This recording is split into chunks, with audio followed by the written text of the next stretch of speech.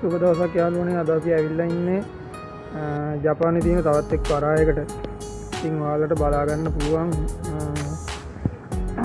මේ ස්ථානේ ඉතින් ගොඩක් ටූරිස්ට් කට්ටිය තමයි එන්නේ. ඉතින් ඔයාලට පේනවා අතනින් ටිකට් එකක් අරගෙන ඇවිල්ලා ඉවරලා ඔය ඉස්සරහා තියෙනවා කළු පාට බෝට් එකක් තියෙනවා. ඒකේ කෙලින් එක්කන් යනවා අර ඈත තියෙන අයිලන්ඩ් එක. ඒ කියන්නේ අර ඈත තියෙන දූපතක් තියෙනවා. ඒක ගොඩක් ඇමරිකන් කට්ටිය තමයි ඉන්නේ. ඇමරිකන්, තායිලන්ඩ්, එතනින් ජර්මනි ඒ වගේ රටවල ටූරිස්ට් කට්ටිය තමයි එන්නේ. ඉතින් අර බෝට් එක එක්කන් යන්නේ. මම ඉතින් වීඩියෝ එකක් දාගත්තා ඔයාලට පෙන්නන්න ඉඳලා.